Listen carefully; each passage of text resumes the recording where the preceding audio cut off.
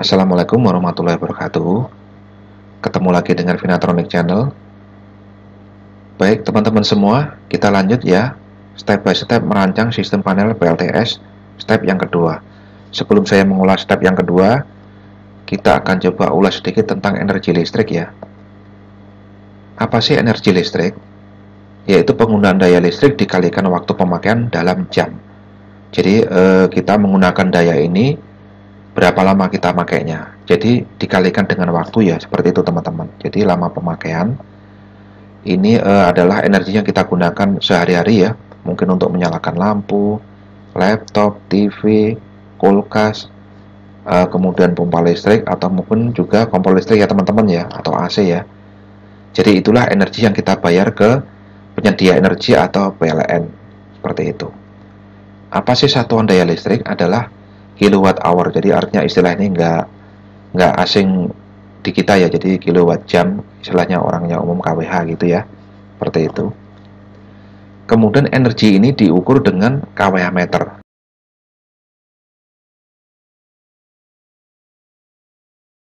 Ya inilah penampaknya kWh meter ya. Jadi dipasang hampir di setiap rumah pelanggan daripada penyedia sumber listrik yaitu PLN. Ini yang umum seperti ini. Lalu ini untuk penggunaan yang bersifat personal seperti itu ya. Mungkin untuk rumah sewa dan sebagainya seperti itu teman-teman. Lanjut ya.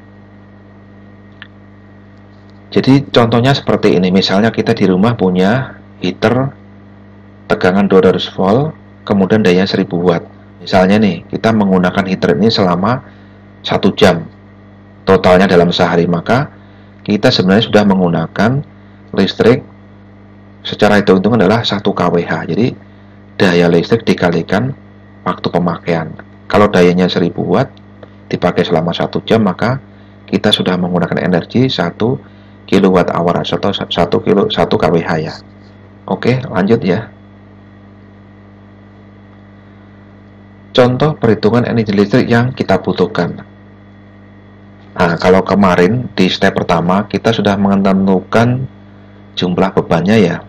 Sekarang kali ini kita menentukan berapa lama beban itu akan dipakai.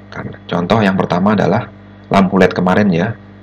Kita punya 5 watt kali 4, jadi 20 watt totalnya.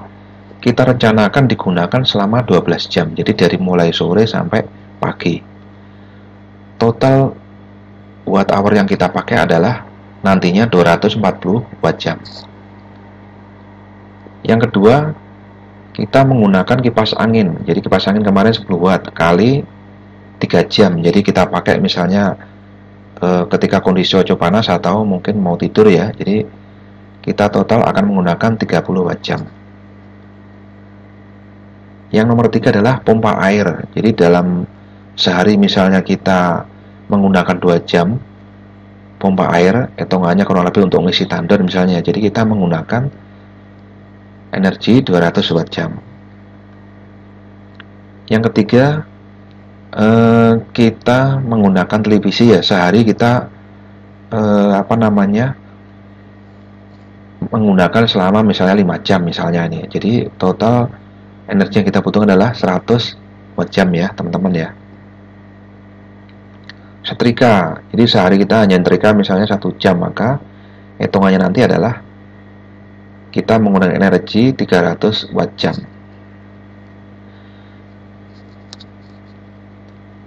Jadi kali ini kita tentukan aja ya secara hitung-hitungan yang kemarin ini jumlah energi yang kita butuhkan untuk beban-beban peralatan rumah kita ini itu adalah 870 watt jam sehari. Ini hitungannya, kita anggap hitungnya sehari ini ya. Seperti itu. Jadi totalnya dari hitung-hitungan ini adalah 870 watt jam teman-teman. Lanjut.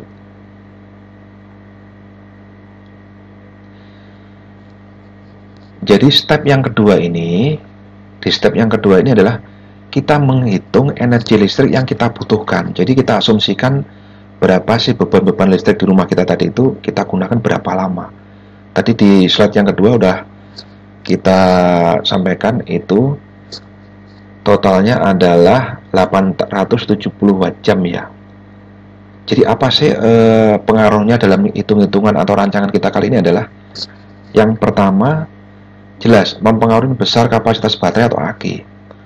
Karena kalau misalnya kapasitas baterai ini tidak sesuai, maka ini mungkin tidak akan tercapai. Mungkin baru 100 watt jam, atau mungkin baru 500 watt jam sudah habis akinya.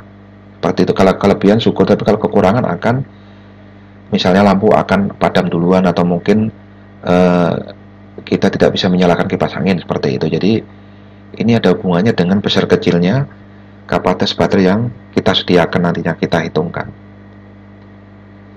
Yang kedua adalah berpengaruh pada hitungan besar kecilnya kapasitas SCC. Jelas, SCC ini adalah kontrol pengisian baterainya ya.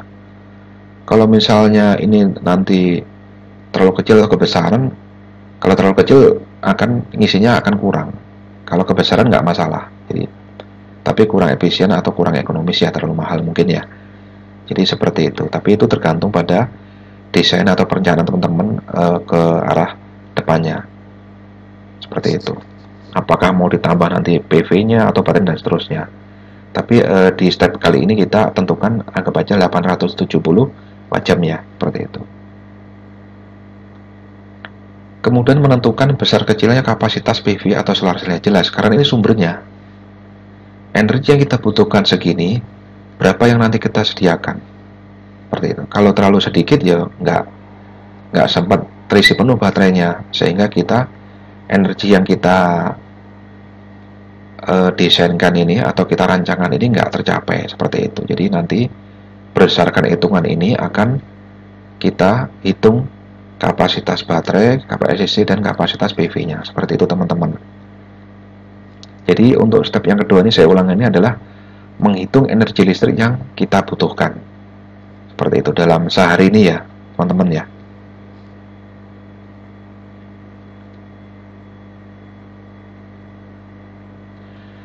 Oke, saya pikir step kedua sudah selesai teman-teman ya. Jadi tentang menghitung energi listrik yang kita butuhkan. Terima kasih banyak, dan berlanjut ke video step by step merancang sistem panel PLTS di step yang ketiga ya teman-teman ya. Terima kasih. Wassalamualaikum warahmatullahi wabarakatuh.